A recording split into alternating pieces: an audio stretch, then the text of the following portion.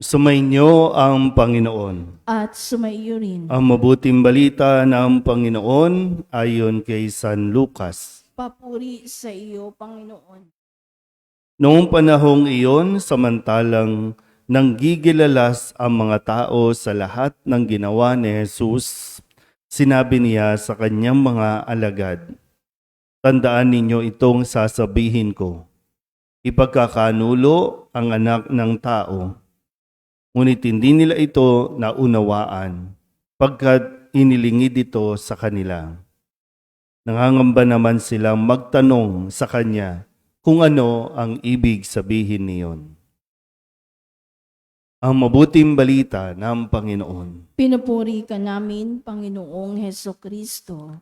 Umupo ang lahat. Isang mapagpalang umaga po sa inyong lahat.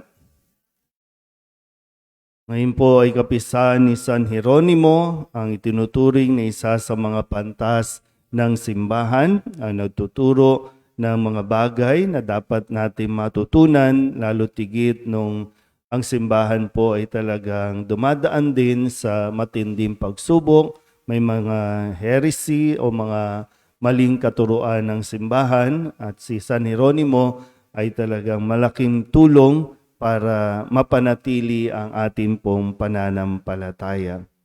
Ngayon din po ang huling araw ng buwan ng Setyembre, September 30, at bukas ay magbabago na ulit ang mood o ano bang tawag yan? Aura, no, ng mga tao dahil October na. At bukas din siyempre sisimulan natin ang pagdarasal ng Santo Rosario na mas palalawigin pa, no? Dahil magsisimula ang buwan ng Santo Rosario bukas, October 1. Atin po munang balikan ang mga mensahe na narinig natin mula sa mga ebanghelyo na ipinahayag ngayong buong linggong ito. Nung Lunes, sinabi ni Jesus sa mga tao, "Walang taong nagsisindi ng ilaw at pagkatapos ay tatakluban ng banga o kaya naman ay itatago. Walang taong nagsisindi ng ilaw at pagkatapos ay tatakluban." So yung paliwanag kung sakali, no, na tayo po ay nakakaintindi, nakakatanggap ng salita ng Diyos dahil si Kristo ang ilaw ng sanlibutan na naparito para magbigay ng liwanag. Ganon din naman tayo na nakakatanggap kay Kristo, magsilbing ilaw nawa tayo.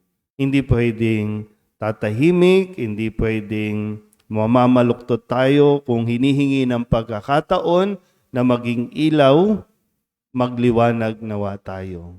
Noong Martes naman, sinabi rin ni Jesus, ang mga nakikinig ng salita ng Diyos at tumutupad nito ang siya kong ina at mga kapatid. So mahalaga po yung bagay na siyempre, paano ka magiging ilaw kung hindi ka naman tumanggap ng ilaw, kung hindi ka naman nakinig nagsasalita, no, ng ilaw. Kaya mas nagiging malalim ang ugnayan natin sa Diyos, hindi lang dahil tayo ay anak ng Diyos. No?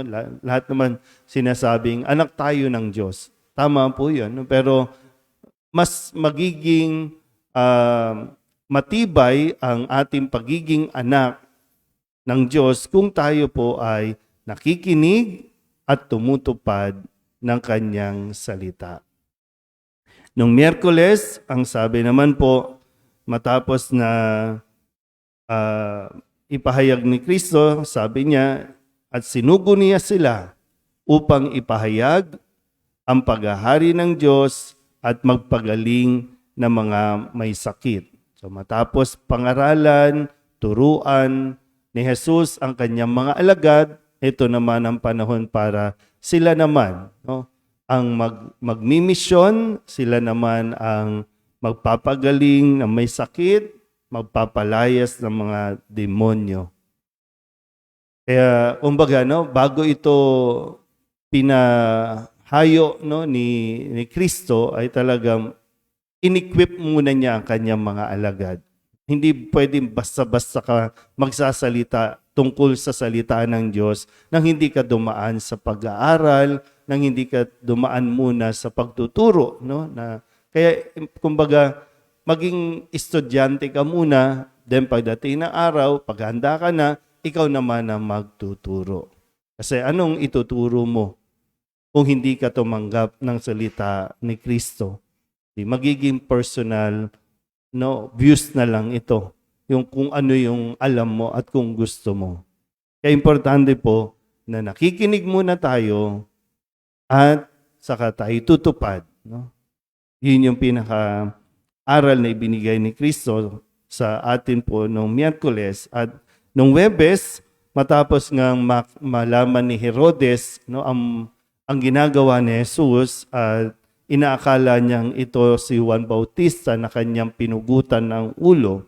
Kung kaya, sabi po doon, pinagsikapan niyang makita si Jesus. So, laging meron ding meron ding pag-aasam, yung urge, no, sa puso ng isang tao na makita at makilala si Jesus. Kahit pa ito ay gumawa ng masama, mayroon pa ring tawag na tingnan at makinig at kilalanin kung sino itong si Jesus.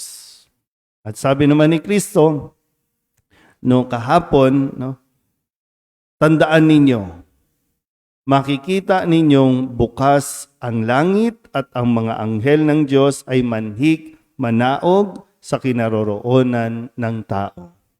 Isa ito sa naghihintay sa atin. Kung tayo po ay makikinig, tutupad sa kanyang mga salita, at hahanapin natin si Kristo, ito naman ang naghihintay sa atin. No?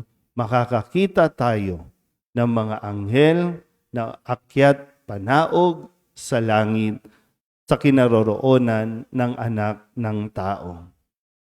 At ngayon po, sabi ni Kristo, tandaan ninyo ito.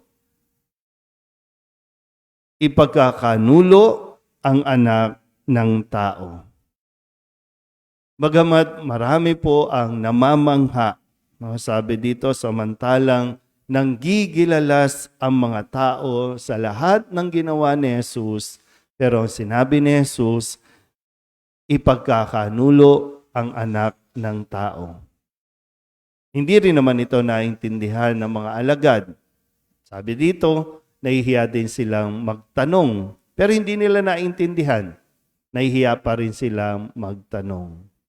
So, siguro, isa sa mga bagay na kailangan natin maintindihan, kung si Kristo nagsabi na makakaranas si Kristo ng matinding paghihirap, lalo tigit manggagaling mismo sa kanyang mga minamahal, pinagkakatiwalaan, mga kinaibigan, pero ipagkakanulo ang anak ng tao.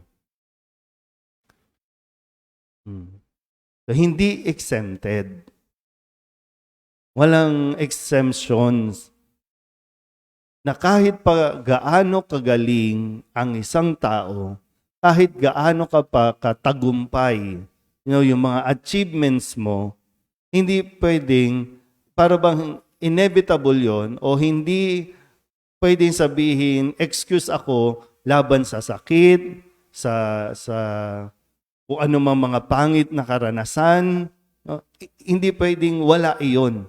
Hindi pwedeng pagdating ng araw, haharap ka sa Diyos at sasabihin mo, bakit ako?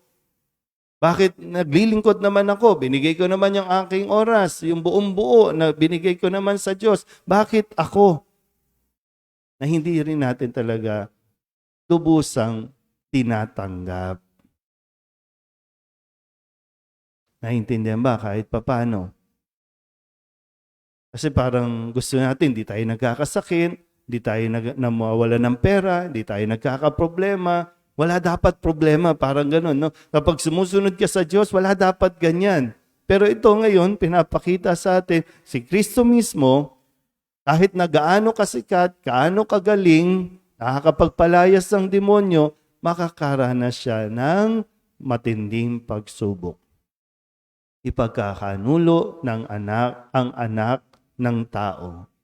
At malalaman nyo na yung mga susunod na mangyayari.